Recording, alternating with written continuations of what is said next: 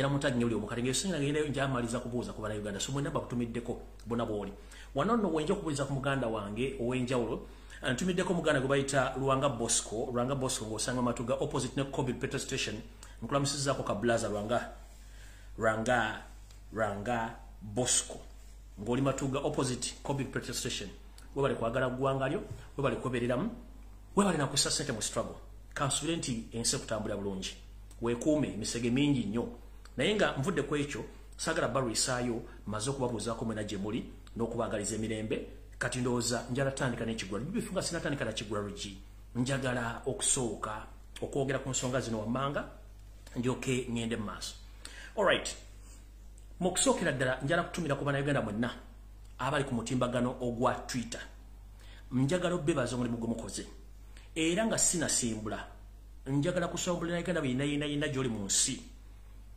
nti bw'oba tosobola kwogera nga nze bwenkola oba blog eno omulala bwakola kwata essimu yo eya buyonjo gulawo akawunti ya Twitter odire ekirowoozo kyo okiwandiika okisindikire awo ekikwatako ng'ebitongole bye tutera okwogera nabyo ebitera okulemeza bannakyemalira mu nsi tekina kye kigenda kukola ng'owandiise ebbaluwa eyo oba owandiise ky'omanyi mwenna abadduka mbuwaŋŋanguse nga Museveni abakozeeko ebikolobero nga gavumenti abakozeeko ebikolobero kwata essimu yo wandika ekikolobero kyo kisindike bw'omala okisindika abaana gye bali ku mitimbagano bajja bitujjira tutegere ensonga zino nga bwe zigenda okwetya bwe bulwadde bw'Abannayuganda twetaaga muggwemu akatengo so nno mwenna mbatumiddeko ng'oyagala okufuna emirembe gyo oyina okwogera okwejja essungu ku mutima mukwate ekalamu zammwe yessimu zammwe za buyonjo muwandike ebintu bino mubitegeeza ensi so mbatumiddeko mwenna abakulira ku mutimbagano gwa Twitter mugule Twitter account muwandike musindike obubaka buno bwetaagisa era njala okubaza nnyo mwenna basomesa ku Twitter mubali nnyo mu mukono gw'enjawulo era still musigale nga muwandiika musigale nga mugulawo Twitter accounts kubanga bano abasajja beefula tebasinga okutegeera ekyo nno nga nkimaze ntumidde ku muganda Masaba Faustin wabala nnyo balere ddala okubanga osigala mu struggle n'abala bangi nnyo era njagala mugobere ku mutimbagano gwe bayita Masaba Media gyeri mugisubscribing eko mugifollowing kubanga yabeera ku bunaku abaweereza afamu kye tutasobola so no bwe nva ku ekyo njala tumira ku Bannayuganda mwenna abali ku TikTok kiba kya buli azamaanyi obutabaatumirako mwenna ng'oli ku TikTok okolerako comedy okolerako politics osomesezaako okola buli kimu ekisoboka nkulamusizaako mwenna mwebalire ddala okukola omulimu ogwo naye akalowoozo kange akaleero bannange Bannayuganda mwenna bali ku TikTok abobuwala nabo bulenzi please njala tukole ensonga eziyamba eggwanga oba eziyamba bannaffe entalo tezigasa tuve mu ntalo njagala tukyukemu tuve mu ntalo ezitatugasa tukole entalo ezizimba eggwanga bw'oba olina obutakkanya ne munno genda mu inbox ye bw'oba olina obutakkanya ne munno sooka obunoonyerezeko nga tonnagenda kukola kintu kyonna sooka omubuuze kino kibadde bwe kiki ekibaddewo tuve mu ntalo tuvudde Uganda nga tuli mu mbeera tukyuse Bulaaya tulina okukyusa kubonga abantu abali Bulaaya nti omuntu ali Bulaaya alowooza bw'ati era alina kukola bw'ati so tukyuse magale mwenna abali ku TikTok tukose emitibbaga gino okuzimba eggwanga okuzimba bannaffe n'okuyamba Bannayuganda buli muntu ali muki abali mu bwetaavu so Bannayuganda mwenna bali ku TikTok mbatumiddeko nnyo mwe bali kikubireeyo nange mbeerako mu kamooli nga mbeereyo nga ndaba tamuza zisibirayo alright nga sinatandika kigula LUJJI kantandike ne message eno kuba nkimanyi nti ebintu ebisinga omungi ku mitimbagano tembiraba njala bibasomera wano kubanga katambi kano kabatuukako buli mujja abasinzidde okulabira ministry ey'omu nsonga z'omunda mu ggwanga eno ekwataganya ku bantu abafuluma n'abayingira n'okuwandiika abantu mu Bannayuganda yafulumiza ekiwandiiko nga kino kikwata ku Bannayuganda yenna gy'oli mu nsi yonna nammwe abali mu Uganda nga mukyalina obuto buli obwa passport obukadde obwa bbulu ebategeeza nti mwenna Bannayuganda mwenna abalina passport enkadde eza bbulu ezitali za East Africa zijja okukoma okukola ng'ennaku z'omwezi 4 omwezi ogwokuna omwaka 2022 kitegeeza ki kitegeeza nti gwe omuntu alina passport enkadde ng'obadde okyali mitala w'amayanja passport eyo ekyakukolera okuba nti osobola ogitambulirako okudde wakati weetaaga travel document okuva ku embassy yonna nno kagube mwaka kikebebbanga ki eyo passport esobola okukuzibwa mu Uganda naye ate okufuluma ng'oyagala kuddamu okufuluma kyukeetaagisa okufuna passport empya olyokoddemu okufuluma Uganda ndoza mukitegedde bulungi eno message njagala egende Bannayuganda mwenna gye muli temupapa bali Bulaaya passport yo ekyakola okujja gy'oli okukumyawo okujjako ng'eweddeko nti eri expired ennaku zebagikuweerako kuba nti emyaka 10 giweddeko then you can apply for the travel document but if not that nga your passport is still valid please ekyasobola okutambuza okujja mu nsi gy'oli n'ekomyawo Uganda naye okuva Uganda okuddayo Bulaaya It is impossible oyina kufuna passport ndala kyenjagadde mutegeere mu ekyo awo nno nvuddewo kati ndowooza kansoka kulize no mukulembeza waffe Kyagulanyi Centamo kulikayo mu Europe bali kutukyesiza nsonga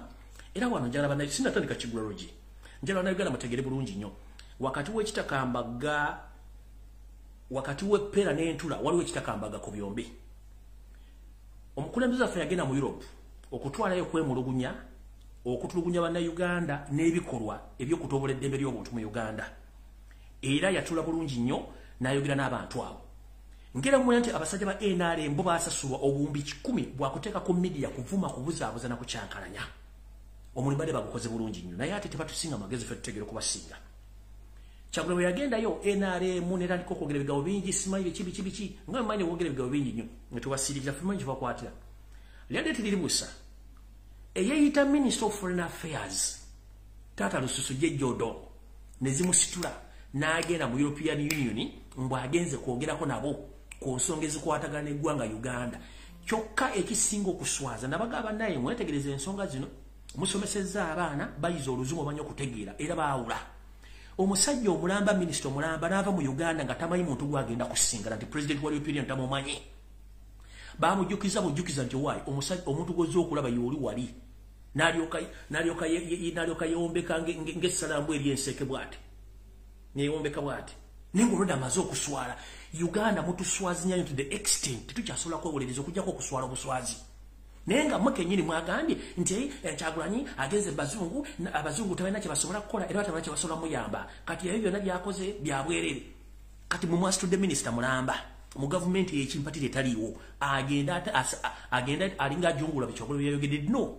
kijja kukola kubanga gavumenti yammwe teryagimanyi so njagala bwe muba mulumbanga abantu mutegeere nti abantu bategeera ffe tumanyi Museveni ebbanga lyonna alina abantu abamukozesa era bwe tulina okugendamu twogere ensonga zino bazitegeere bamanye wawaali ne watuuse jejjolo mu yadde agenze kuwani ku representing ani Yoseri gavumenti etali ntuufu so mukulembeze kulukayo era njala kukulisaayo okugenda okwerekera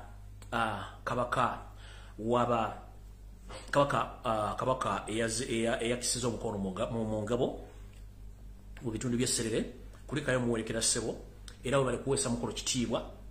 twakulabye era njala sindi kubaka muno eri mwenna bapropagandist ba NRM abakulembeze bonna mu Uganda ekituufu bakimanyi abantu bannayuganda balonda Kyagulanyi Centamo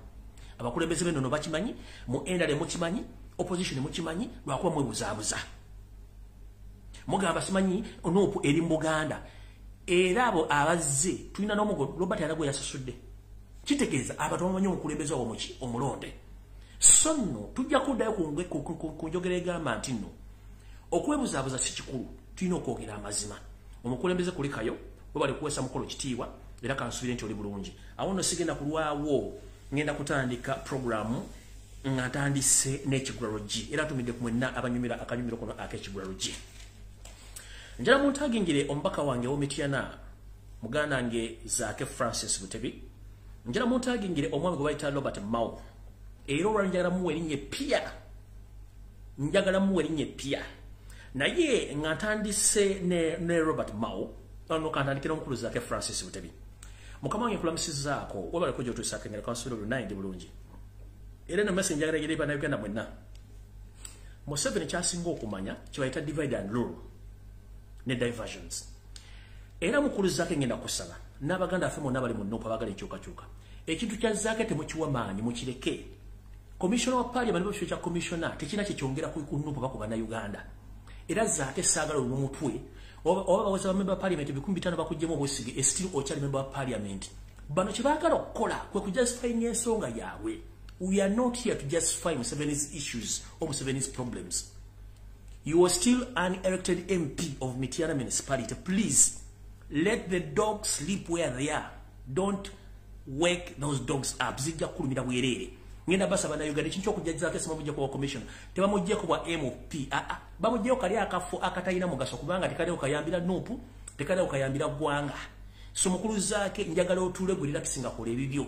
Propaganda munja jjo tambula ekyo mukireke bakikole kubanga yo bagala ku justifying ansonga zino na kubuza abazaba na Uganda ekyo tukireke tukifaako. So mukulu Zaake Francis Butebi relax NUP followers and NUP leaders, please relax and Ugandans. Commissioner wa parliament na chaga satana cha yingirako barwagala kola chetuita divide and rule na kuteka out diversions echo mukireke mukulu zake kakada woli okikira abantu b'emitiana kubanga tebakolonda ko kifo kyachi kyaba commissioner bakolonanga mu kisa wa parliament echo kyoto kimanyi bulungi nnyo kubanga parliament yetulina mfu echo nga kimaze era no mukyala ali mu kutambuza ensonga ezo omukyala Anita Amongi mukyala Anita Amongi aliwo FDC tukimanyi FDC teyagala nko kibira kirala kijivuganya bukyanga kibira otekisoboka era yensonga lwaki omukyalo yakola ebintu ebikolobero ebyemisana omukyalo oyo nze sijja mmogerega domuvuma ninjala mugamba mukyala Anita Amongi sigwo soose okuba nti otambulira ku state funds sigwa soose nti olina bakuuma sigwa soose okuba nti gwosinga otegera wabula time yegenda kujja nga nawe weetagisa okuba nga oddamu ebibuuzo ebimu ngenze ku mukulu omulago bayita Nobert Mao mumuyita Nobert Mao ne olwali official njala mwe erinye epya mwita Nobert Maobe njala mutangire Nobert Maobe wano bowuli ekinya kye bayita Nobert Maobe si Nobert si Mao ye Maobe azini Maobe omuntu eyawuba ngobwongo bwataraga kye bayita Nobert Maobe temuddamu muyita Nobert Mao it's wrong erinye tufu ye Nobert Maobe yawubadda 1 tetukyamwesiga bongo bwe ntibukula bulungi yayika da windows okuva Ramos kilometer nomutujja makage nomutwale Nairobi omukyusa windows omwami yayika windows takyaswala era yali mu mission eyokwagala okulemesa okujjako mu 7 so mukulu Nobert Maobe njagala umuze ntwingiyo n'engalabiyo wansi boba wayika windows nga tokyana sente zosobola ku updating sa windows zo wumulako wansi nkimanyi bakwa billions of money otandika okumalula kyagulanyi center mu ku Twitter you have all rights to do that but please wumuze engalabiyo mukulu Nobert Maobe ubira muliva ku bana Uganda oli state agent okumanyi abakulembeze bona mu DP bakuddukako so mukulu Nobert Maobe ubira muri era sigala ngo ubira ddala kubanga fe tuli bako bana Uganda tetwagala kumanya so no mukulu Nobert Maobe eno message njagala egende ejoli mukulu bakuwa sente oluvanyuma lw'okulya mu Baganda omu northern olukwe omwatuka n'okuweesa abamu obutwane abamu bali ku bitatu manyi wabalamu abala bali ku dduka ng'obawadde wa Museveni kuba balina olukulujja mu 7 kati gwe mukulu Nobert Maobe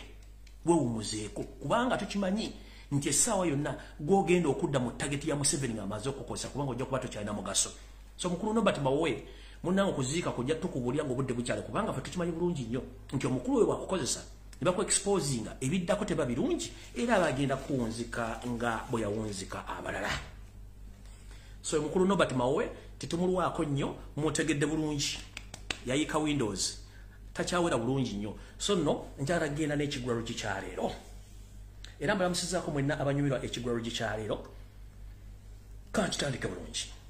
njagala muntagingire omukulu gwe bayita Nyereko Muhammad oba Nsereko Muhammad mutabani wa Buduuru Nsereko njagala muwulize bulungi nnyo muwandike ebintu bino amanya gange nze Fred Kajubi Lumbuye Chemical Ali oba gwe mumanyi nga Fred Lumbuye ndi ku social media kuno ngenda kuweza emyaka 4 nenga naliko for almost 15 years back nga kwendi ku social media nga siri active until struggle yajja nakati nchaliko mukulu Nyereko Muhammad neka kampuni ko kano akaliko Yoseri tiba habura tabayisirwa mutabani wa karekezi nsi yaleta muzeyi zede nsanga bisibe Janet Kembabaz mama Sasili mother of death Muhozi Kanyiro Pama Muhozi Raga Chirio wachiwanuka Odrek Rwabok Salimu Sale buno baka njagala bugende gye muli mbabulidde amanya gange ekizibu kye mulina mulina cow mentality erowooza nti you can buy anyone kyekisooka ekyokubiri mulina weakness nti mukimanyi nti emundu esobola obabereza buyinza mpaka ekyokusatu mulina ekintu kimu kimanyi nti okutiisatiisa kumufugiddeko eggwanga some of us we are immune about the intimidation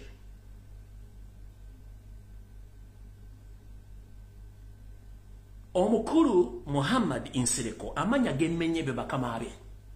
sigenda kwogera bingi okusooka okujjako kubaza mukulu Isaac Semakadde kanso Isaac Semakadde webale kututeera bwongo bupya mu mwami Nyereko Muhammad. Nyereko Muhammad history munene nnyo ate nali namwesonyiwa naye njala soka bategeeza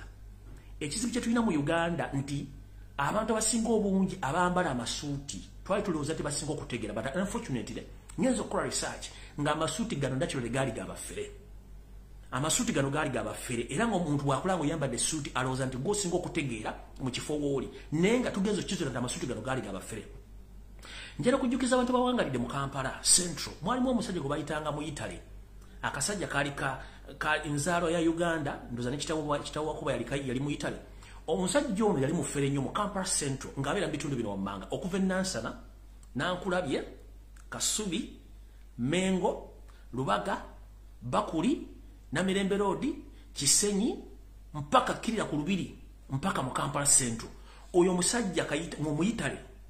wago twayitanga mu Italy omumufere nga mweru akuba kaviiri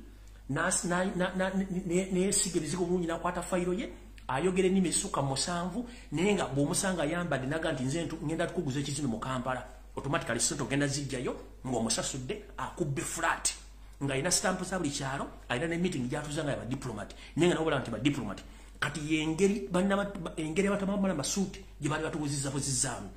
abajjukira obulungi omusajja omu Italy nenga mufere mu Kampala ze kirasi z'omukulu ono Seriko Muhammad naye omukulu nali nabagamba debitu nga mozo ansaaga bagamba ayito omu amagamaga naye mutegedde huizi Seriko Muhammad sala malika ko bunyobodde okujjako njala mugamba nti abakulu bakolera bagambe ekisooka nti waliwo oluyimba lw'omugenzi Jimmy Katumba lobayita oba kandu bayitemu wano Katonda okengire maaso era ngera teka mu message endala agamba bwati nti abantu lwaki temuyiga ekintu kyolina waki okigalabanja bwe kimala ne kikuvaako olwo n'ojjukira nate kitegeeza ki nti omugenzi oyo yayimba oluyimba luno okutegeeza nti mwegendereze nnyo okuba nti ebintu byemulina mubikozesa n'obugendeza obw'amaanyi kubanga bw'okiyambisa oba n'okiragajjalira kigenda okumala okuvaako n'ojjukira nti ekintu kino kyali kya mugaso kintwala luddawa essaawa zino tulina ekintu kimu nti tulina social media naye bano abasajja olw'okuba nti tebaagala kuswala kyovula nti balwana nnyo okujja social media batandika okusayirintinga buli muntu omu njagala sooka webuuzeemu Muhammad Nyereka akolera ani akolera state Muhammad Nyereka kye kimuleetera state mateeka nga weegali kubanga Museveni ne banne tubakutte kasuwa njala sooka kubuuza ekibuuzo kimu bw'abanga Lumbuye beeyogera byonna bikyamu lwaki mumunoonyereza emyaka 3 ne mwagala n'omutta nkimanyi nti Museveni tosobola genda kutabika ku addressingira balolu baayo kubanga omanyi nti waya tezikwatagana kiki ekikuloonyesa Lumbuye ng'ogamba nti Lumbuye beeyogera si bituufu Nsereko kiki ekikulwanyisa to the extent oyagala nfe ng'omanyi nti byenjogera bikyamu oli commission eyakusasuddwa Museveni ate kino kantibabulira nekisookera ddala era kankiddemu singa ntuusibwako obuzibu bwonna ku bulamu bwange omuntu avunaanyizibwa mu kusooka ye Nsereko Muhammad ngenda kulambulula tukyali ku KIGULA LUJJI firimu tennaba singa ntuusibwako obuzibu wonna wendi omuntu abantuusizzaako obuzibu obwo ye Nsereko Muhammad nkiddamu singa ntuusibwako obuzibu bwonna Nsereko Muhammad aba buntuusirizaako ku order za Mukama Yoseri mutamu wakalekeze nsi yaleeta muzeyizidde ensanga bisibe yaba muwadde orders ninga omuntu antuusirizaako obuzibu bwonna yani Nsereko Muhammad n'olunaku lwe baasooka okunkwata n'okuntulugunya yali behind that mission kuba yaweewa ssente video ze gye ziri ng'ayogera ebigambo bingi nnyo mpaka lwe nabalemerera nakati olwaleero bwe twogerera essaawa zino ngenda yeeyo yali mabegawo ekintu kino kyonna mwasindisa abantu 25 bwe bali wano bamanyi niwe bali manyina kwogerawo naye nkiddamu bannayuganda mwena bw'omanyi nti oli munnayuganda ng'oyagala enkyukakyuka ekintu kyonna ekituuka ku Lumbuye tonoonya muntu ani munoonye Nsereko ate nkimanyi ne buno oyagala nfe si ggwe yantunda Katonda alina obuyinza ku nze nkiddamu ne buno oyagala nfe Katonda alina obuyinza ku nze ate kino kankikugambirewo si sobola kusirika ku lw'eggwanga lyange nkiddamu si sobola kusirika ku lw'eggwanga lyabwe. Ntudde wano nga nkiikiridde nze kennyini omutwe gwange, nkiikiridde bannayuganda batasobola kwogera, nkiikiridde bannayuganda baagala enkyukakyuka, nkyukiridde eggwanga lyange Uganda. Tosobola kunsirisa. Ate ne bono bweyagala kunzita, eriyo balumbuye nga 10 bagenda okujja nga ate babinyo n'okunsinga, ekyo kikugambirawo. Kati nkiddamu, munnayuganda yenna wooli, singa ntusibwako ekintu kyonna tonoonya muntu yenna, Nsereko Muhammad ne famire mu ginoonye. Nkiddamu, singa ntusibwako ekikolwa kyonna eky'obutemu oba eky'obukambwe, Nsereko Muhammad munoonyanga ye ne famire yonna weeri yonna. Ekyo nyimazo kibagamba. Oba ozaliwa mu Kampala Central, oba ozaliwa mu Uganda yonna, the moment you hear any news, any kind of news, or anything happens to me, please, the immediate person to be questioned is Nsereko Muhammad. Because he's the man behind all the plans of assassinating me, where I am right now. So don't question anyone, don't ask any question. If I get any problem as we speak right now, it is Nsereko Muhammad and his bosses. Ekyo nkimaliriza, kati ngenze ku nsonga endala, nkyali mu KIGULA LUJJI. Mwenna bakansala abalondebwa ku kadya nope. Nga muli eyo abatendeka n'abala basuubira okugenda, eno message yammwe. Museveni mu kyanga jambo yinza okuva mu 1986. Ebintu by'okukyusa bannayuganda bazza mu kibiina ky'abadde abikola era ng'asomesa abantu bangi nnyo. Sityo tubadde tumuwangula. Kati gwaliyo ng'osuubira nti bagenda kusomesa, weekubye wekka ggoolo era tokaaba. Musigale nga muli gye muli mpaka nga mutegedde nti omululu mubi n'okulya mu nsi yammwe olwo kibi nnyo. Kati ngenze ku point endala. Ensonga lwaki baleeta etteeka lino balireetera Lumbuye Fred ne ba bloggers abalala. Naye waliwo akawairo, mbadde kyengenze mu wiiki eno okusirika, mbadde nina akawairo kengoberera kenjagala mmanye, nga nina kesi gye ngoberera wano. Mu gimu ku misango egyanvunaanibwa, mwalimu akawairo Nsereko ke yataddemu. Wiiki kyayagala currently, ayagala nti omuntu bw'aba alina ekintu kyayogedde ku mukulembeze mu Uganda,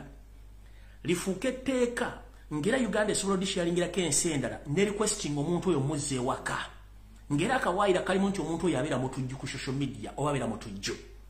Era kamu ku bwairo obwanvunaanibwa wano naye nga wano etteeka teririiwo. Kitegeeza nti ye muntu y'omu eyali mu lukwo olwo. Kati bw'obanga ayagala tteeka akawaira ako nti omuntu aba abroad n'akozesa social media ye nga amateeka bw'agaagala, basobola okuimplementinga akawaira ako ne basobola okubanga bakyusa omuntu omujja mu nsi mwali bamuzze Kampala mu vunaane mu kawaira ako. We nategeeredde nti omukulu ono yali ababegawo ebintu bino, naye mukulu kankutegeeze nga nenda bugye simufungize. Amanja gange nze Lumbuye. Ndikakonge kaako kkubo ankoonako yagweri. Bw'oba oli musajja nga gwe oli musajja owuza nti olina obulimu bubiri, amanya gange nze Lumbuye. Ndikakonge kaako kkubo anneekoonako yagwa. Nze naawe omwayinza okula ku mulambo gwa munne. Obuwangazi bw'emmese bugirabisa ku ddiba lya Kapa. Kola enkwezo ng'oyagala nfe oba ng'oyagala okunzita. Naye nkugamba kunze naye kuliko ayinza okula mu mulambo gwa munne. Very soon. Come slowly. Jangu mpola nkubuulira. Buli ayagala Lumbuye ayagala enkyukakyuka. Muteeke amaaso amongi ku musajja oyo. Mugamuteekeko. Kubanga kyabala takibalira ku Lumbuye nzekka, akibalira ku bantu bangi. Nenze nkuwoneze. Era nkugambye. Ate tujja kuŋŋaana kwogera. Kubanga akakundi kammwe kemukolera, temwagala muntu ayogera ku Museveni ku bubbi ku butemu bwe. Temwagala muntu ayogera ku Muhoozi, temwagala muntu ayogera ku Kudu Odrek Lwabogo, temwagala muntu ayogera ku Janet. Etteeka mulikolera First Family so si bannayuganda. Radio station TV ne mu Uganda tesobola kwogera ku bintu by'aba bannayuganda okujjako ebyamba state. Ne option gye tulinawo ya social media ne mugigale. Muyinawo kyemuyina kyonna kye mwali muzimbye ku lwabanaga tekiriiwo. Kubanga ne TV mwaziwamba. Kati mukulu njagala lakisinga obwongo bwo. Ne in case mfuna ekizibu temubuuza oba Nsereko musanze mu nsi ki ekyokukola mu kimanyi. Awo nvuddewo ngenze ku nsonga enkulu eyandeese. Ensonga enkulu eyandeese eri bweti.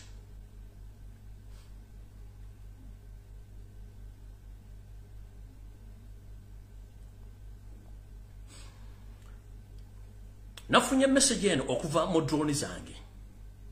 nga Yoseri bahabura tabasana mutano wa Karekezi ne banaka kundika ensomye nga master plan wa Yensereko Muhammadi basindise abantu 25 message etambula bwete. Good morning Mr. Fred, let me hope that you are safe and fine,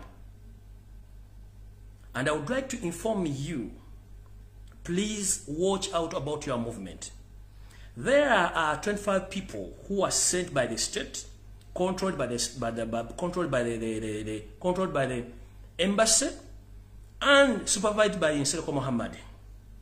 All their bills were fully paid, and they are living in the foreign hotels in Turkey, but mostly in Istanbul. Metropolitan Hotel, New Park Hotel, Move Park Hotel, Atakos Group Hotel, Point Hotel. Each hotel hosts 5 people. They are given 2 months to complete their mission. Then they pay them what they discussed about. Lastly, KIGULA said those people should be killed as soon as they arrived back to Uganda, whether the mission was done or not, because they might expose them. And this meeting was past night yesterday at 10 p.m. East African Standard Time until 1:23 a.m. And those people were in the meeting were Museveni, Okero Oriem, and some who were invited to prepare for their diversions, including Katoli Bwama, Frank Gashumba. KIGULA was in the attendance, Muhoozi Kanyarugaba, Charles Peter Mayiga, Salim Saleh, and Kandiho.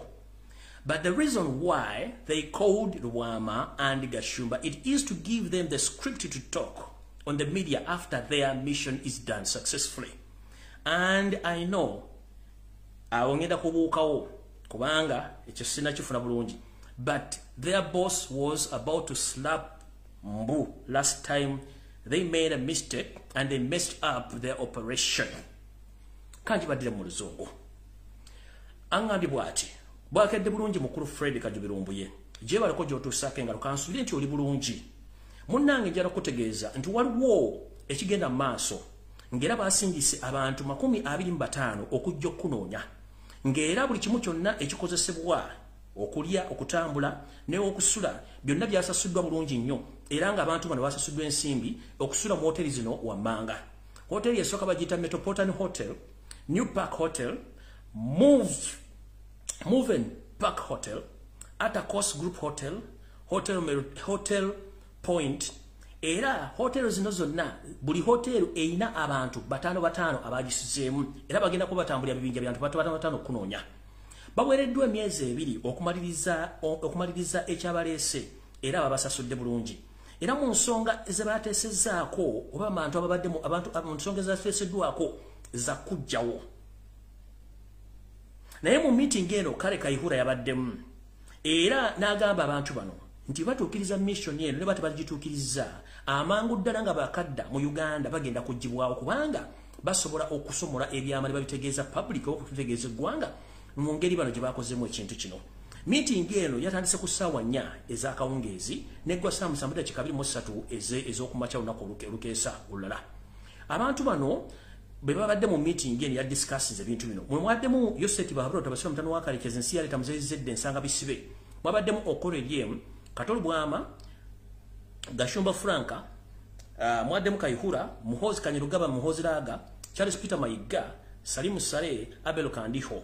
Era ensonga lwaki abantu bano bayitiddwa omuli Gashumba n'omuli Katoli Bwama bano bawadde ebiwandiiko ebigenda okwogerwa ku TV n'okubuzaabuza okukyusa statement singa omulimu guno gunaba guwedde. Era ne media zonna ezisinga mu Uganda zawereddwa ekintu kyekimu okuba nti zikola ekintu kino okubanga bakitereeza bulungi nnyo. Naye era mu meeting eno mwaddemu bagenda okuba empi nga babalanga okuba nti bakwata bubi nnyo mission eyasooka ey'okunkwata. Naye kino nga bagamba nti buli mbwa ebeerako olunaku lwayo, kino njala kibagamba kino tekinjigula ttama sisobola kusirika nga bwe mbagambye oluyimba lw'omugenzi Jimmy Katumba abantu lwaki tetuyiga ekintu ky'olina waaki okigalabanja bwe kimala okuvaako olonojjukira ngate tekikyadda nate twalina abasajja enjasa biggu emmeketa abali boogera nga n'ensi ekankana baatuvaako kati tuyagayagga n'akabiriti akasigadde ku social media mwagala kukazikiza kati mbabuulira kino kankibabuli openly sinze muntu atiisibwa nze muntu eyewaayo ku lw'eggwanga lyange ngenda kusigala nga njogera mpaka Katonda nga nkubidde ejjambo n'aŋŋamba nze nakutondera nze nkwetaga so si bino ebyenje so si bano bannakinnoomu abagamba nti ffe tulina obuyinza buba bw'abantu so si bwa muntu gw'alowooza okutta Lumbuye oyinza omulekawo gwe n'ogenda n'akulabako nga bakuziika naye nga mbagambye singa ntuukibwako ekintu kyonna omuntu asooka okukwatibwa oba gwe muba mutuusaako kye mwagala omukola ye mukulu eyeeyita Nyereko Muhammad Wansereko Muhammad ne Wasanya Carol Charles Peter Mayiga Mr. RJ be bantu babiri abasigadde bali tujja bafuna mpola ne buno bakanjala bo bagamba mu abantu abiri wabatana basindikiddwa mu Istanbul mu ttako kunnoonya omuntu gwe munoonya tatya kye kisooka ekyokubiri Katonda yalina obuyinza mu kyonna tugamba Katonda batakuumye abakuuma Yerusalemu babakuumira bwereere Katonda yankuuma ne bannayuganda abanjagala kati gwali eyalowooza nti ogenda osindikiddwa okutta Lumbuye nkubulidde message nti naawe kennyini oludde e Kampala bagenda kutta ozze kutta Lumbuye naye ate kamba bulimu katono nnyo ekisookera ddala nze gwe mwepanku kati essaawa zino ndiko amaaso mangi kyekisooka ekyokubiri buli lwokwata passport yo n'ogiteekamu system ya hoteli woba osuzika gibe myaka 6 bamanya gwani wamaze ebbanga ki wano kati oyagala gamba nti ogenda kujja okwatira Lumbuye omutte bagenda kukwatira bwereere ekyo nkikubwe this is not Uganda hoteli zimwasuze munzifunye records zamwe tezisobola kuvaamu and you can't bribe those hotels to read that information mweri kitegeeza mwenna mugenda kubeera nga musaakolingiddwa bumuti lumu naye ate ekyo kitegeeza nti muli seefu ne gye mudda kubanga bagenda batta ekyo nkibabuulidde sisobola kusirika olw'eggwanga lyange kyekizibu bwe mbanga byenjogera bikyamu lwaki munnoonya bwe mbanga byenjogera bikyamu lwaki musindika bambega mu banzite ku lw'eggwanga lyange Uganda teri agenda kunsirisa ate teri agenda kuntiisatiisa ngenze ku information entako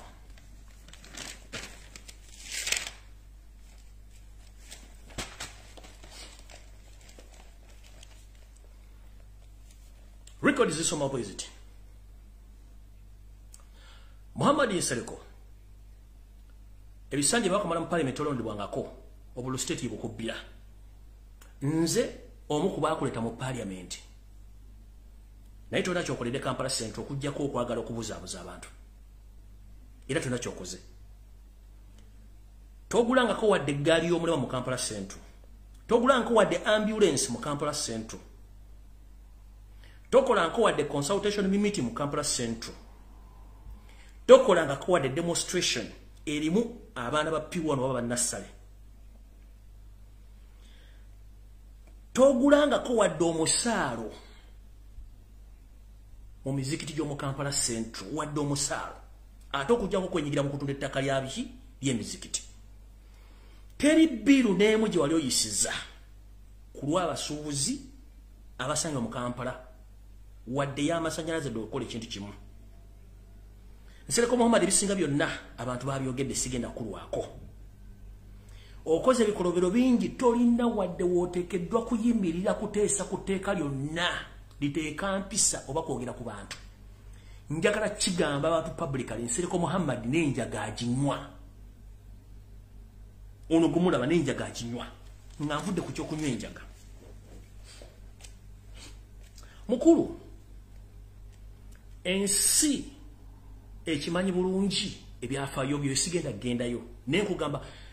koddamu n'osiikuula ekigere kyo kyonna loddamu okumanyira luba Kyagulanyi Ssentamu n'omanyira Nuupu ngenda kuzzaayo emabega ku musajja alumbwe baakuzaalira nkutwale ku radio Uganda nkuzze mpaka kodi Kampala wano nkuwako just a brief statement koddamu okumanyira bati Kyagulanyi center muno manyira nup ngenda kuzze ku musajja numba frat nkuzze kodi Kampala nkuzze mpaka ku kitawo gye lyakola n'emisango kitawo gye yakomitinga buba kyoyagala ekyo nkikubuulidde ne kati wano nkubuulyako kiyita mu lujja oba kigula lujji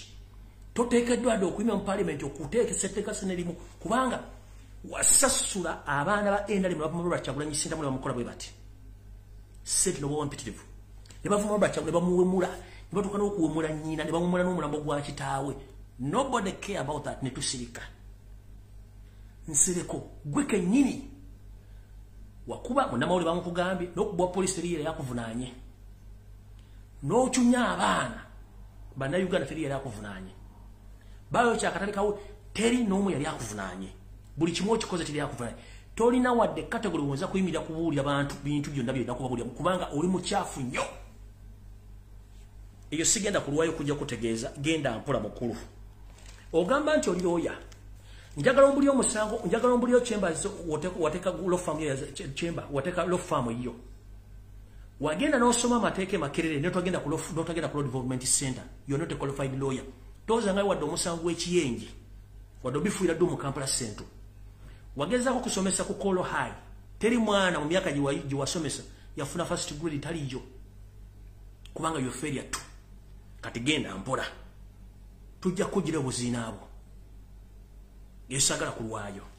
kuba na information nyingi yokubuulira abantu era gwe nkugadde mu kigula lujji kati ntandise video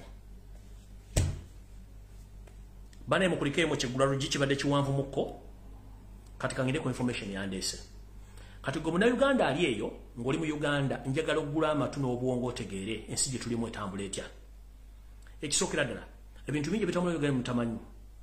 ye mutajja tegeera mwatandise okulaba TV ne radio station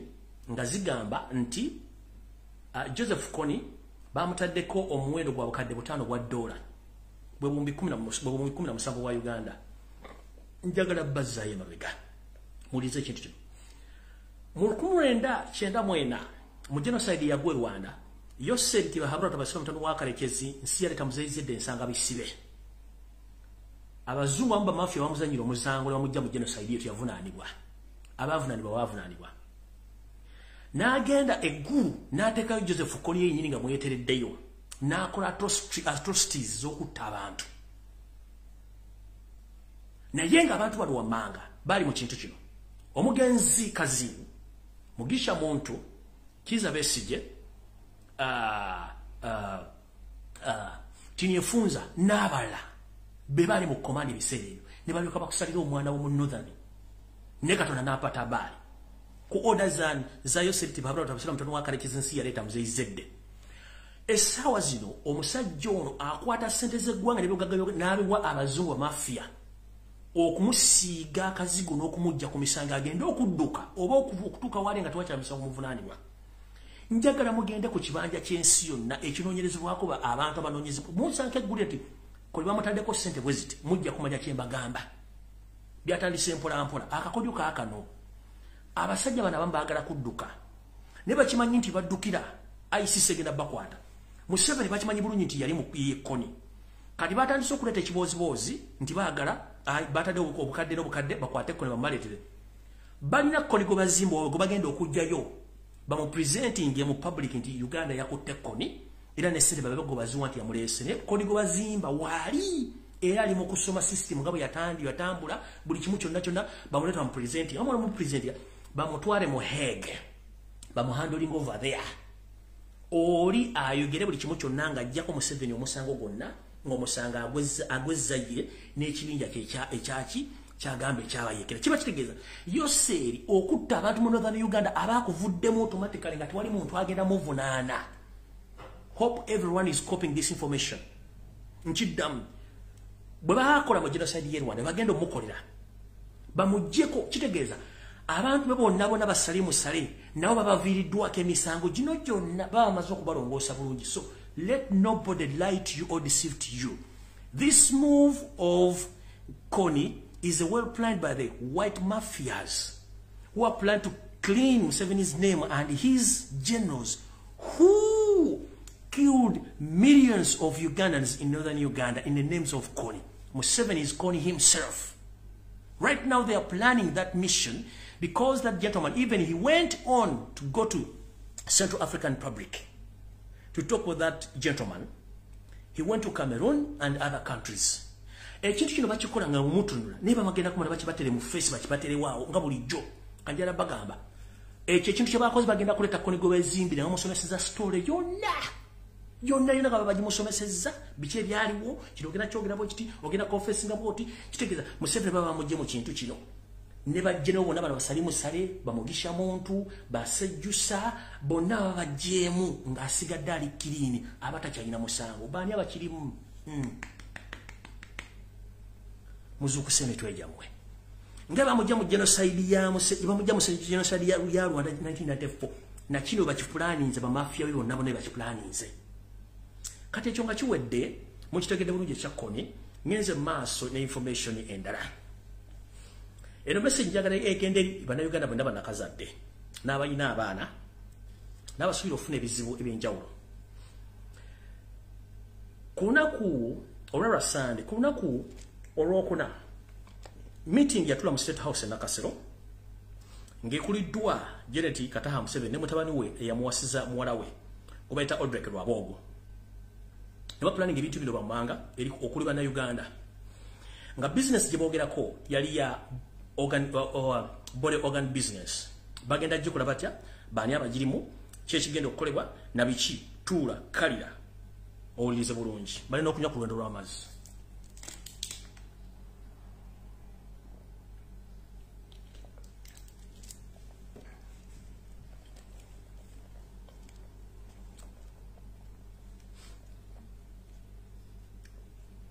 mwena abakolera ku social media muze mwogera ku kintu ky'okutwala abaana e Bulaya okukola emirimu ddala abawala mu Middle East nga batundamu ebibumba ensigo n'okubatta ne kisula business yaabwe kati bagenda kikola batya bwe bati mu kintu ekyo ki document balese mwabaddemu erinnya lyange Lumbuye nti alemeseza business za state era buli kimu kiremeseza naye business eno era government bwennyini ekirimu nga Janet Kataha Museveni ne mutabani we Odrek Lwabogo bakiriziganyiza bagenda kuddamu okukola business eno mu ngeri yonna esoboka bagenda gikozesa batya bagenda kikola batya ekisooka bategedde nti business y'abaana bano bajjamu ensigo eyinza okubeera enzibu kubanga abantu batandise okuba enduulu kati bagenda kudda mu malwaliro ga gavumenti nga bagenda kukola batya wuliriza buli munnayuganda yenna wuliriza amalwaliro gano wammanga bagenda kuddira we twogera kati amalwaliro gasinga obungi SFC be baagateekinze over nga abasawo originally abalina okubeera mu malwaliro ago bali under controlled by the SFC, the so-called doctors. But these are not doctors. They're just there for a mission. So, as we speak right now, all referral hospitals and big hospitals in Uganda, they're being taken over by the SFC army, which keeps the old hospitals in Uganda have been taken over by the SFC. And SFC is going to be doing this business of body organ investments. And in their meeting, they agreed together to change their tactics. Which tactics? That they have been investing those organs from those girls who have been taken for made work in other Arab countries. But right now, they are going to concentrate in Uganda, mainly in referral hospitals.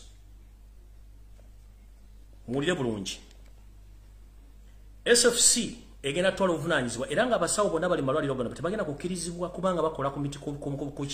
nsonga zino nga tebakkirizibwa era nga bagenda kuba bateekebwa sayidi nga lyayogera yenna ajja kuba afuna ekizibu eky'amaanyi. Tugenze maaso we twogerera eddwaliro ly'emulaga essaawa zino lijjudde mba SFC ng'omulimu gwabwe mugumanyi bulungi nnyo nga bagenda kuba bakola omulimu ogw'okuba nti buli muntu yenna aleetebwa mu ddwaliro eryo ng'afunye akabenje ak'ekika ekyenjawulo agenda kubanga atwalibwa butereevu mu theatre akolebweko nga obuyinza bulagira bamuggyemu ebintu byabwe bitwale. Amalwaliro gano muli Mulago, Nakasero, Masaka Referral Hospital, Muli Chiluddu, Kawempe, Jinja Referral Hospital, Mubende, Mbara Referral Hospital, Lacho Hospital, and Fort Potro Main Hospital. So, these are the foreign hospitals which Janet and his son-in-law, they agreed that all the operations of body organs business are going to take place. Mainly, Mulago Hospital is going to be the main hospital, NAKACWA Hospital, Masaka Referral Hospital, Chirudu Hospital, Kawempo Hospital, Jinja Referral Hospital, Mubende Referral Hospital, Mbara Referral Hospital, Racho Hospital in Gulu, and Fort Potro. And the main doctors who are supposed to be in service or are going to be sidelined by the SFC doctors or the so-called SFC imposters. Nobody is going to be allowed to question any movement in those hospitals apart from the SFC agents who already occupy those hospitals. The main target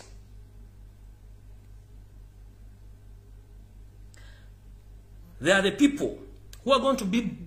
brought from different places, mainly those who have met with accidents. Which accidents and which type of accidents? To gain the mass. Abantu abasinga okumanti bagenda kubanga bali mukati abaga bebantu ababanga basinganye obanga basinganye obenje obanga bagudde ku benje. Era bano bagenda kubakolebwako mu ngeri enjawulo etiisibwa oba etiisa. Mu bino nno bagenda kukola bati nti omuntu yenna n'abafunya akabenje baka boda oba mugudde mu baasi oba ennyumba eyokyeddwa oba buli kimu kyonna kikoleddwa oba bakookyereza mu butale oba kutwala malira ogenda wammanga ogenda kubatoona olw'ensonga nti bano abantu bagenda bakola ebintu bye baagala okukola nga teri abakuba ku mitwe. So buli muntu yenna atwala omuntu mu malwaliro ago mukitegere bulungi nnyo nti ebintu bino bigenda kubeerawo. Era bagenda kikola batya? Bagenda kikola bati nti abantu bano bagenda kuleetebwa nga bafunye accident mu kusooka bagenda kugibwangako omusaayi okukeberebwa nga gwakulaga nti talina kawuka ka siriimu. Bagenda kugibwako omusaayi okulaga nti wa sickle cells, bagenda kumukebera sickle cells. Bagenda kugibwako omusaayi okulaba blood group ye oba okukebera full body check up nga bakebera omusaayi ogwo. Ne mu kino kyonna babakebera samples nga bayifaalinga ku bantu be baagala body organism okuba nti bamakinga n'abantu babaagala. So kitegeeza nti bw'olaba omuntu omutute mu ddwaliro ng'ali ku accident ne batandika omuggyako omusaayi nga tebannamukolako manya nti eyo oba eyiye basime kubanga oyo aba agenze. Bagenda kuba babuuza eggwanga ly'omwova oba tribe y'omwova kubanga balina targeti ze baagalira ddala okuba nga bakolako. Era bw'omala okuggyako omusaayi guno omuntu ajja kuba takyakulinako access kubanga baba bamukozesezza dda endagaano zonna z'abalina okuba nga akola nga lwaboogo yawa orders zino ne Janet. Mu kino bagenda kusayiningisa famire yo empapula nga gwe kennyini gwe bazisayiningisiza tomanyi lwaki bakusayiningisiza endagaano zino oba empapula zino kubanga gwe next of kin oba z'okola obulwadde buno. Kiba kutegeeza bw'osayininga olupapula lwonna oba okkiriza nti omuntu w'ono ebintu bye bigenda muvaamu bitwalibwe bitundibwe. Era mu abantu ba family mwegendereze nnyo empapula ze musayininga nga mututte abantu abagudde kabenje oba nga bagudde kabenje. Abasawo bonna bemmenye mu malwaliro agwammanga bagenda kubeera under restriction orders. Era nga SFC yegenda okubanga ekola omulimu guno nga batwala orders okuva ewa mukulembe owa mukyala Janet Museveni ne mutabani we Audrey ku lwaboogo okubanga bakola business zino. Kino bakikola olw'ensonga nti abantu bano bulijjo tubagamba nti omulimu gw'omukola gw'amaanyi okulemesa abantu bano okufuna ensimbi okuva mu bitongole by'enjawulo. Njagala sooka babulira akantu akalala era kino mukijje ku nze. Buli lwe mulabanga media z'omu Uganda zigenda Museveni mu mwadde obumbi 35 oba mwadde obukadde 10 obukadde 3 ku media nga wotadde ku NBS, NTV. Genda okebere banka ki oba kitongole kye kimuwadde ssente zino. Bw'ogenda ku website ssente nozisangayo jangu onkuba oluyi. Kino bakibazikozesa bakibakozesa okubalaga nti Museveni ekyafuna ssente mu ggwemu amaanyi. Gwe buli lwolaba nti oba IMF ye muwadde ssente genda ku IMF ku kibanja kyabwe keberayo Uganda yafunye ssente. Ne buli baga nti Museveni yafunye muga nti abazungu batuliddemu olukwe. No,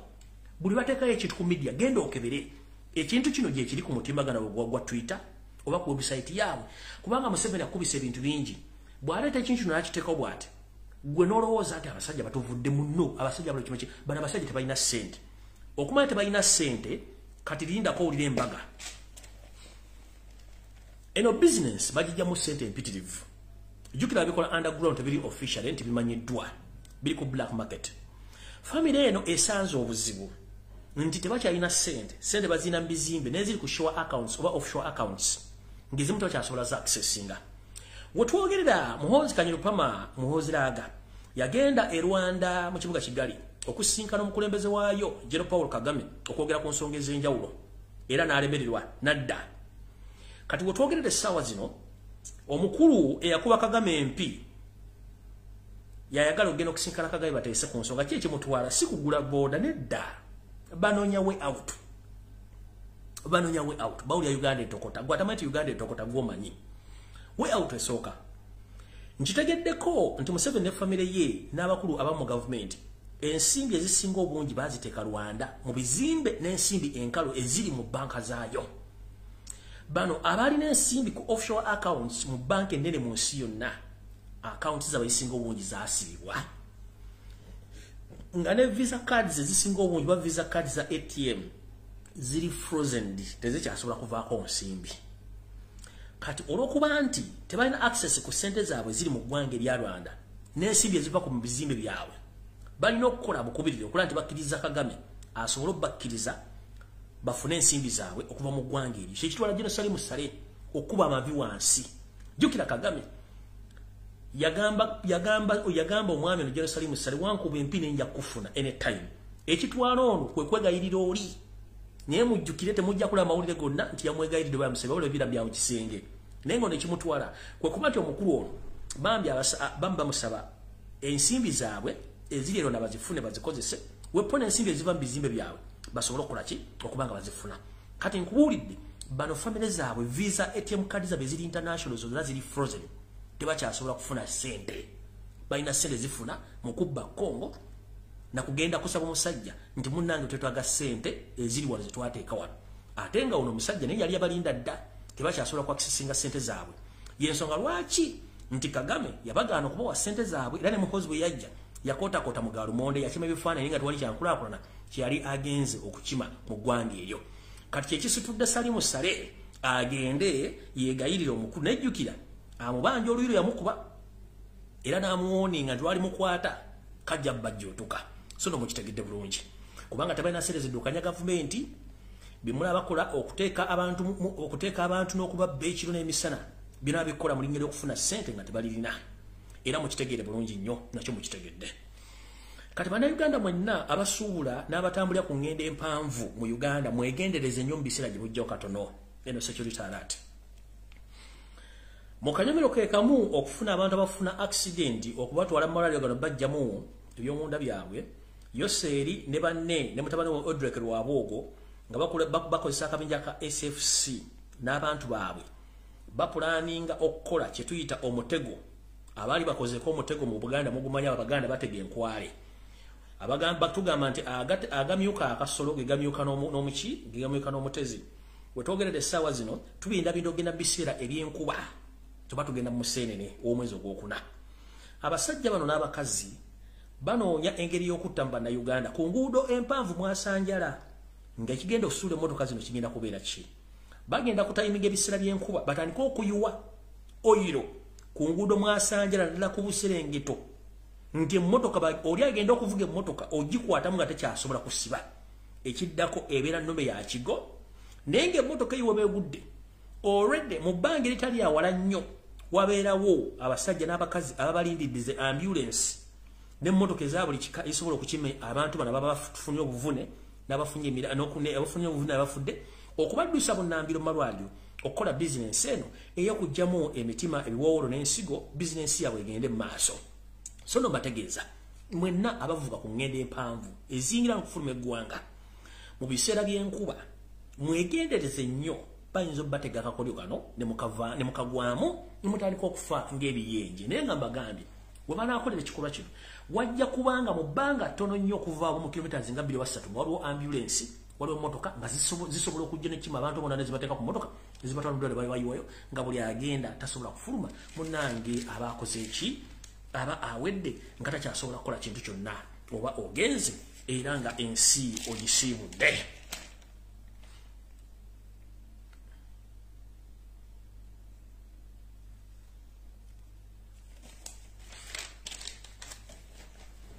Njala mutagingire omukulu John Sentamu muganda wa Pastor Kayanja ngona ali Bungereza yaliko Archbishop wa York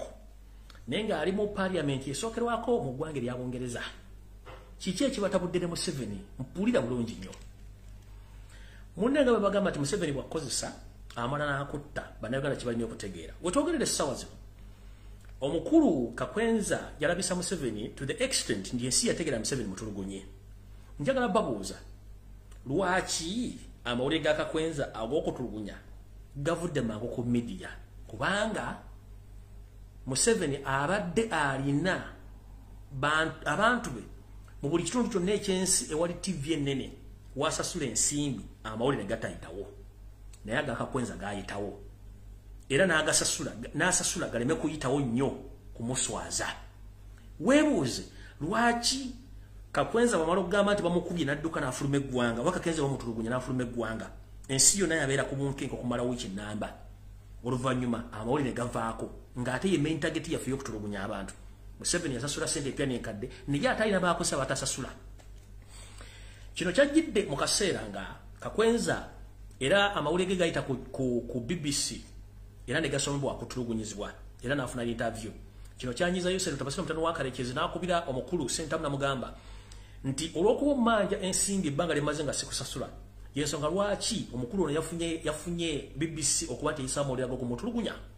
Sentamu n'amutunulira kyamuli ng'essalambu eri ensenke olw'okuba nti ono aludde omusasula ensimbi mujjukire abantu bano bali bakolera ssente. Museveni ne kimunyiiza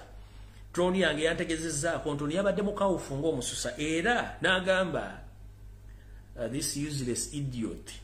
that the Baganda they are not trusted. In fact, I've been paying this gentleman a lot of money to cover up, but right now because I've taken wrong without paying him, now he's just playing around with my minds. He thinks that I can't get him where he is right now. I have a lot of spies across the world, so I can finish him. So mukulu John Sentamu ngoli nabagamba nti nze muna Uganda nobanga okola bikolobero mbasaagala ofe kubanga mwena tubaagala mutubuulire ebintu bino bino bikolebwa mubadde muri luddawa. John Sentamu anajjukirwa nti mu kutulugunya abasajja n'abakazi mu ggwanga lya Zimbabwe yali nnyo omwogezi ow'ekika ekyawaggulu ng'avumirwa ebikolwa eby'okutulugunya abantu mu gavumenti y'omugenzi Mugabe. Ono yatuuka n'okugamba nti ye agenda kuggyamu akabonero akamulaga nti musumba akasaleesale okutuuka nga gavumenti y'omusajja ono evuddeko oba ng'alekedde okutulugunya abantu. John Sentamu era yaggyamu akabonero ako n'akateeka ku mmeeza era lwali terebuusa omugenzi kati Mugabe Katonda n'amujjulula era eggwanga ne lifuna emirembe olwaleero. Naye Uganda okuva mu 1998 Museveni atta abantu John Sentamu agabuutikidde. Tutuuka olwaleero abaana battiddwa bangi tayogera kubanga asasulwa ensimbi talina kyayogera ku Uganda mu bintu byonna bigenda mu maaso abadde agabuutikidde naye olw'okuba nti abadde amaze ebbanga nga tasasulwa ensonga lwaki bwabeefuse n'omwami ono n'amugamba nti otuuka otya okuba nti amawulire ku BBC gayitawo nga tewaziiza nga bulijjo.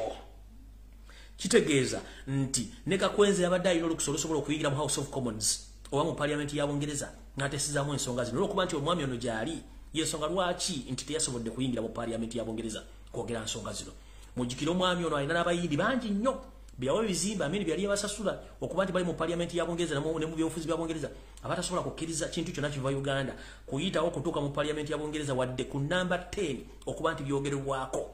Era ndowooza mulabe kyekigenda mu maaso mu Bungereza teri Prime Minister yali akoze kavuyo naawona ng'ono aliko munansonyi okyogera kubanga nze ndaba ng'eyawonye tayinza obutavaako. So no mukitegeere John Sentamu muganda wange oba muganda mukulu wange nkutegeeza bw'oweerezanga sitaani kimanye nti sitaani talina adresi, sitaani taleka biwandiiko era taleka mukullo. Weegendereze nnyo yonna gy'oli oli musajja wa Katonda adi watulyamu olukwe naye nkugambye ebbanga lyomaze nga tosasula. Museveni yakubidde essimu olw'okuba nti Kakwenza yamaze omwambula y'ensonga lwaki gwe kennyini nawe ogenda kusisinkana obuzibu. kino njagadde kigambo kitegeere nti fe bannayuganda Katonda byateeka mu Uganda tuli bantu abaagaliza bannaffe so si abalyamu enkwe nange nandibadde nsiriko tutegeeza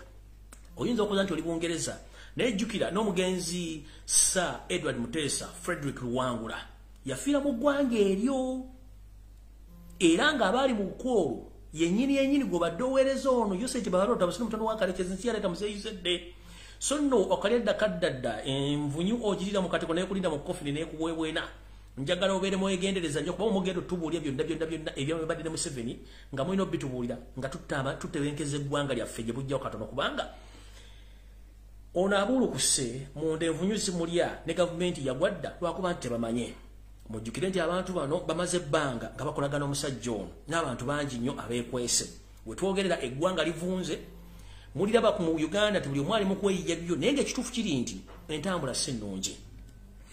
mbajjukizemu katono nti olw'okuba nti Museveni temwasooka mutegeera yaani n'ebikolwa bye Museveni asobola okufuula omuntu ategeera n'amufuula ekitategeera yabadde alese kasitantike ne kagaana okukwata era kujja mu mawulire omwalabidde mukyala Nakimwero Sore simanyi Prime Minister atudde mu kkubo ana laptop 2 asoma ebiwandiiko ago tegabadde mawulire adde standing nga bagala tubeere ku ekyo tutandika criticizing ekyo naye njagala bebaza bannayuganda mutandise okumanya diversion mbebaza mutandise okumanya diversion era mbebaza ekintu kyonna kiri mu gavumenti tokisharinga tokipostinga kubanga ebyo nababikola kubajja ku mulamwa njagala bannayuganda musooke mutegeere kyetuyita amawulire kyekitambuza eggwanga kyetuyita amawulire kyekizuukusa abantu yono kyayagala kyamanyi kiri ekintu kimu leeta bano bakazanyikizi bagiboogera ebigambo kyusa obwongo bw'abantu ye kyaluddemu ng'akikola mubaddemu n'ebintu bigenda mu maaso mu ggwanga era nga mbitegeera bulungi nabagamba ekigambo diversion mujja kubawo kitegeera era mujja kitegeera ng'obudde bugi naye kirungi mwatandise okitegeera mwebale nnyo mubalire ddala mwebale bukoleka kintu kya Nabbanja ne kifa nga bwe kirina okufa ekintu kyono Nobert Mawobe mukireke kifenga temutegana kwongera message ya Nobert Mawobe muleka obire ekyo afiire ekyo temudda mubanga oli wankyukakyuka don't give time to Nobert Mawobe don't give time to Nabbanja don't give time to all social media platform funded by Yoseri Babalota the son of Kalekezi nsi yaleeta museyizedde nsanga bisibe don't dare njala kubuuza era mwetegereze kano kamba kabaddemu katono nnyo najja ne mbaga bintu bingi diversion zitambula bwezi nebwezi kasitola bangawo ekintu ekibadde tekiri mu system nga bakireesa kimanye nti eyo diversion kamba jukize mu katono nnyo omuvubuka gwe bayita SB Fumale Sala kwogera kubanga you are useless mama fina mukama awo yakozesa n'embaga yagikolera otufuukidde ekyambikwa mukulu n'ensuubira kyoyagala ojja kifuna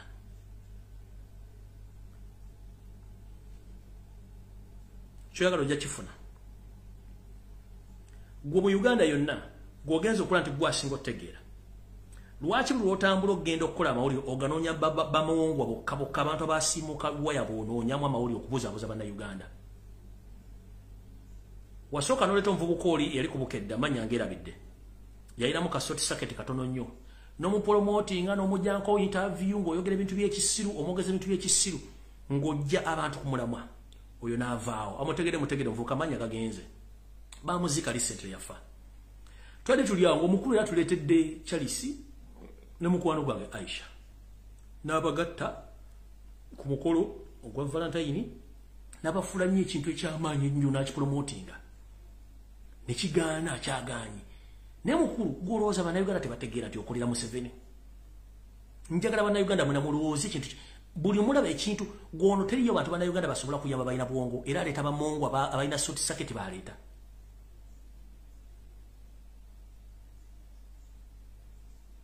njagala baleeta ebibozibozi ebyagala battractinga babajje ku mulamwa kye baagala obbalaga kyonna ekyo nga nkimaza twali tuli awo kati mbalaga diversion zonna ezibadde okujjawo mawulire gakakwenza baleesa agazzaako nti bagenda mujja kuwa commission ago si mawulire era zzaako beera bulungi nnyo totya kuba wa commission oli MP tewalasobola kujja kuwa MP ago nago ne bagateekaawo Nabbanja ne bagateeka wali era kuki ku Valentine ne baleeta Zali House of Plastic mbona alese boyfriend maybe chibi bamutadde wa buli platform atandise ekinaje kifa nacho death njagala be bazanye bana Uganda mwebale kubanga mutandise okutegera kibaita diversion ekintu kyonna kitali mu nchuka ekintu kyonna kitali mu kuyamba bana Uganda abaana bafira mbayi mu biyumba abaana bali mu kubatta bali mu kubuza bana Uganda ensi bali mu kuzibba ne mule kintu mwebale nnyo kumanya diversion kati kalubero yombo ngalufa duze ku Facebook don't dare share ezo nazibachi diversion kyetulina okukola kiri ekintu kimu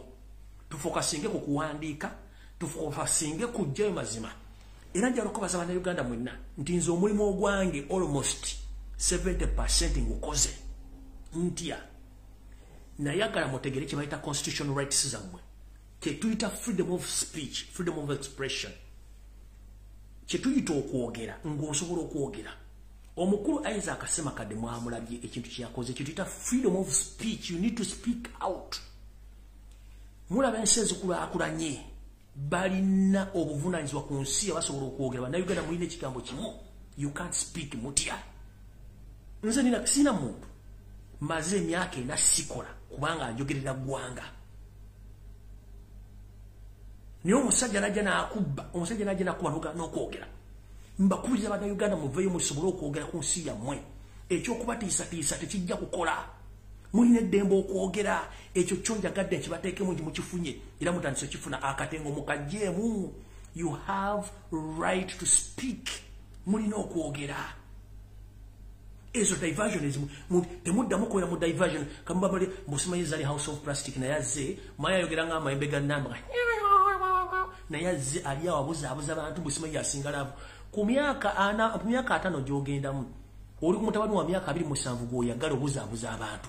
wenna buli wamujjudde plastic mukazi omukulu tasobola kutuuzaako wansi ntubuye so kati abantu nga bano babe state funded agents tembawabudde era mwe bali nnyo obutale mu diversions ezo mwe bali nnyo mubalire ddala ekirala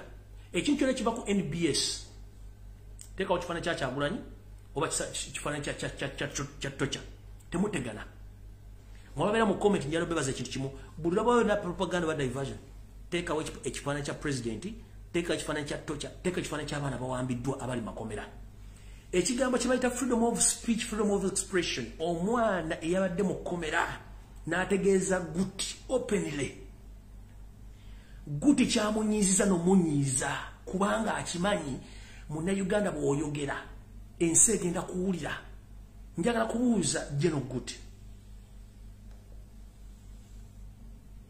ebyafa biddiringana sigwasoso okubeera mu ofisi eyo bantu bangi eyo kangalu kooti kubanga musibye abaana ba civilian ne mbasibira mu kooti y'amagye bw'abanga omusibe asobola okwogera lwaki mu mutiisatiisa kati gwe munnayuganda aliyo tebagezane bakutiisatiisa olina eddembe okwogera bano kye batayagala tubogereko ku bibi byabwe bw'oba toli mu bbi bw'oba toli mu bbi lwaki abatuuze boogera ku nsonga z'ababbi onyiiga nnyo this question goes to Nseko Muhammad. If you are not a thief, if you are not a criminal, why all Ugandans, when they come out to speak about the atrocities which have been committed by the state, you come out and start defending the state? Whom are you working for? Bw'oba toli mu B era nga toli mu C, lwaki abantu bakuŋŋaana okwogera ku nsonga z'ababbi n'abatulugunya gw'ovaayo ng'okanudde amaaso olinga ente esala leerwe? Kitegeeza oli part of the thieves, oli part of the people who are torturing Ugandans. Saagadde kugamba bingi wabula njagadde kutegeeza bannayuganda. Nabagamba nti omuntu atali mubbi ebyogerwa ku babbi tekina kye bimukwatako. Atali mutemu bwe tuba twogera ku nsonga z'abatemu tezina kye zimukwatako. Omwami oyo asinga okuvuma n'okuwemula n'okusasulira abawemula. In fact ffe tetuvuma ate tujereka tubulya bubuulizi bakuba nti baagala kumanya bintu bino. Mukitegera butegeeze kati tebakutiisatiisa. Omwana yabadde mu kkomera n'ayogera buli munnayuganda bwe njagala oyogere temusirika. Bwe munaasirika kijja kuba gye muli. Nawe omwana ali mu nnyumba mukama oba bayogedde nawe situka oyogere with authority, don't keep quiet. Omwana ali mu nnyumba y'omuwarabu mukama bwakukambuwale nawe situka okambuwale kubanga it's your right.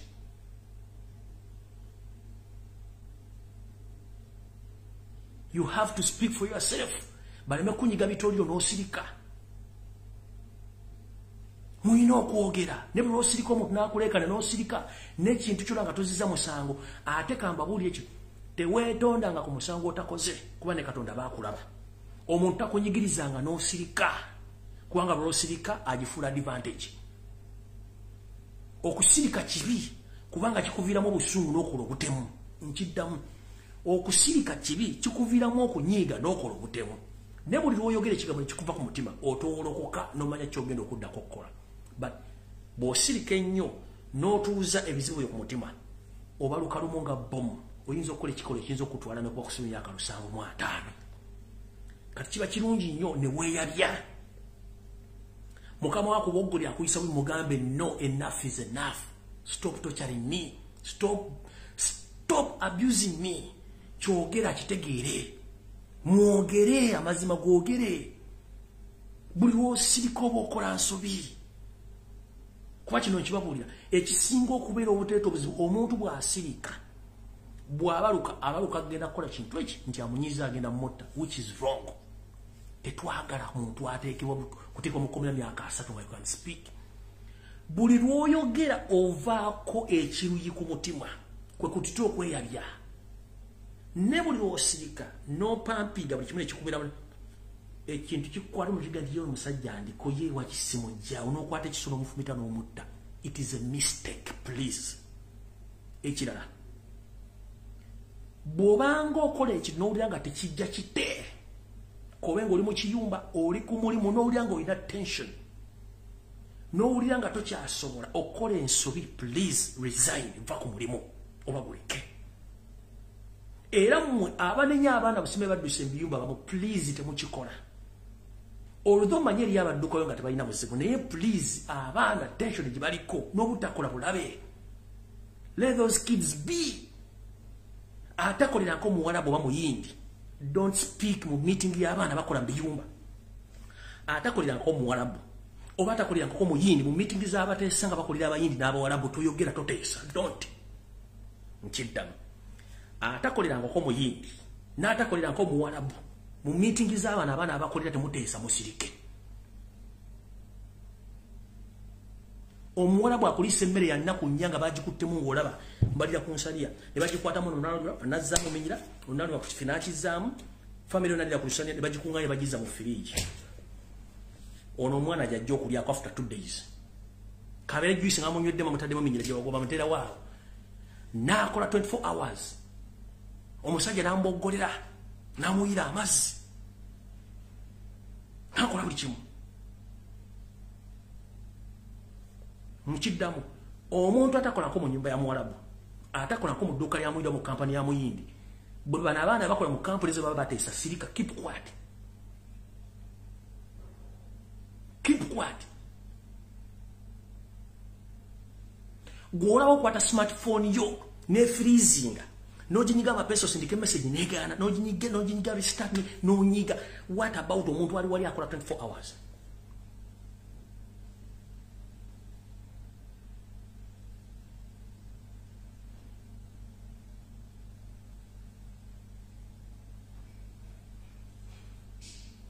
Kati baadamu abawala namwe bakola emirimu egy'enjawulo tolemeranga ku kintu bwe kiba kiganye kikole kitte. Because the moment w'okiremerako ogenda kufuna obuzibu. Amateeka gali kirya bwezza omusango bagenda kukusiba. So mbategeeza bw'owulira ekintu kiganye nga kiganye kitte. For God's sake. Kubanga mu abaana abakola mu nju musango omusajja ayinza okuyira amazzi n'akkuba empi n'akusamba emmere gy'oli olyanfu. Bw'ogatta ebintu byakoze byonna omuntu osobola okukwata ejjiraaso oba ekisono omufumita n'afu ne bakusiba emyaka 750. Si kitwagala omulimu guleke.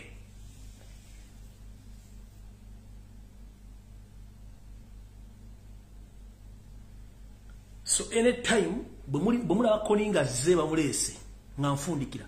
temwebuuza koni gy'avudde.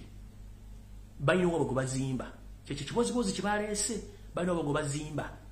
Bamuleta mu midia bamukutte bamunonyeza since 2018 mukabanonya kote banamufuna. Lwaki azze kati ng'ona ayibye awulira ayidde nga baagala ku savinga bano ekyo kati kino kati bagambe bulijjo mbagamba nti abasajja bano bakolagana buli yava mu nsuku bakyakolagana Museveni kino bakikulaga nga disguise mbu tebakyakolaga bakolagana ono Wamambabazi yagenze ne Museveni Central African Republic bwe yavudde n'agenda ne Cameroon bwe yavudde bafuminzeewo ekigundi kya simanyi global security because of it. Please Amambabazi tukumanyi mission gy'obala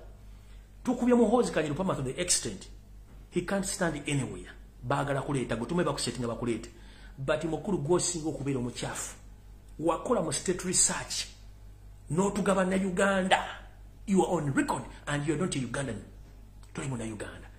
start ze mukola okubuzaabuza ngoli ku stand by to replace Museveni tukumanyi in and out in fact surgical operations and bali zitandikira ku bantu nga mmwe ekyo nkikubulira nkimanyi from nowhere oyise bannamawulire oyita baaki era bakututte Congo Brazzaville oba Central African Republic as a fool kubanga now they are promoting you kulaga mbantu but we know you gwene muhozi in fact ka family kamwe n'abaana bamwe mugenda kufacing consequences eri bana Uganda otherwise sisobola kusuka wono kambaleke tujja sinkana ku roksatu mukama bakuna takomera mpeera buli omujali tegeeza muno kyekigenda maaso but muogere nkiddamu buli omujali tegeeza muno tulina okwogera twetaaga obuyinza bwaffe ndoza abantu mbale nti ku kisolo ku kizigo ensolo kweri buli kimu kiri alaali mukulembeze waffe waali wabula era nga nfundikira n'oluyimba luno era nga mbasaba n'obuwombeefu Uganda yaliro nga mugiraba temuli muntu mulongoofu buli muntu aliko ebbala ne ku lw'eggwanga Uganda mbasaba n'obuwombeefu ensi yaffe tetulina bwe tugenda kulaga ansindikizo lwaliro okubeera refugee oba asindikiza bannayuganda okubeera refugee enkya yagenda okubeera refugee w'omunoonyi w'obuddamu nkiddamu as we speak right now nobody is perfect in Uganda today Museveni and his regime they are forcing Ugandans to seek refuge in other countries but remember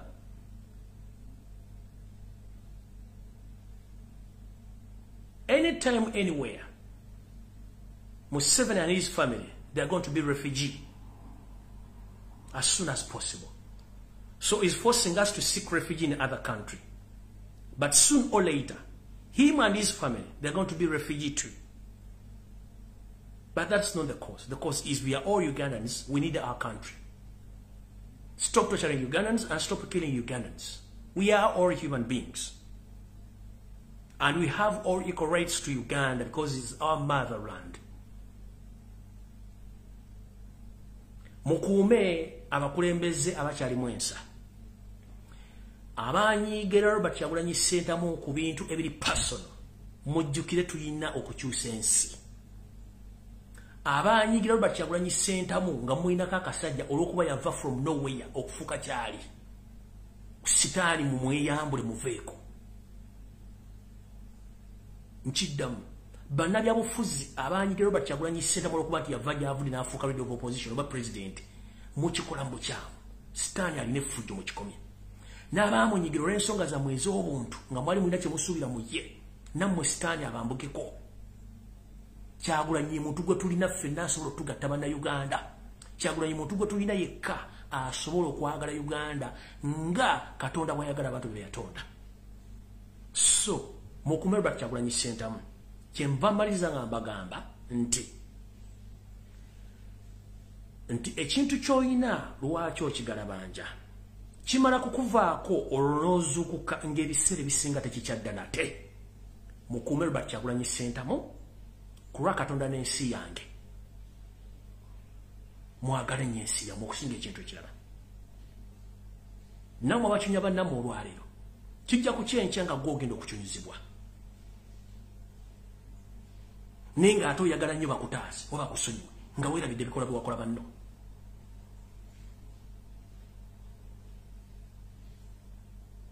Nkiddamu mukuume Kyagulanyi sentamu. Buli amuyinako obulabe sooka otunulira eggwanga gye liva ne gye liraga. enensi tekungula tugikyalako bukyazako wayagivira tuli mukka bukka Uganda nsi yaffe tetulina nsi gye tugenda genda mu ndala bw'oba wakyawalaba Kyagulanyi ssenta mu yengo omuntu tunuulire eggwanga ate sitaani akujja akatambala ku maaso kubanga bana basajja abatubaddeko si bannayuganda oli munnayuganda gwe tulinawo ayagalwa okuva ku nsala esooka paka ku nsala eddako ye munnayuganda gwe tulina gw'osobola okubula ekizibu kyo n'akitegeera era yaaliwo ng'omukozi w'abannayuganda so singa boosi w'abannayuganda buli munnayuganda gy'oli kyusa obwongo bwo yagala ensi yo for the first time yagala ensi yo temufa ku nsimbi kubanga tezina kye zitutwala terigwe bali bazise na nsimbi olwaliro ojja kuba n'ensimbi nkya togenda kubeera nazo olwaliro ojja kufuba kuteeka embitooke n'ennyumba gy'olinamu mansion bagitunde nga wakatonda tukana mu ggulu so mulowooze nnyo ku nsi yammwe mulowooze nnyo ku baana bammwe abanaddako okusinga okuloweza ku nsinzi babawa okwona eggwanga lyammwe mukama 2010 mpeera tusekane ku lunaku lwokusatu olunaku olulungi ekiro ekirungi weekend ennungi mukama abankuumire nange bwe musaba ankuume era nga bwe munsabira mweraba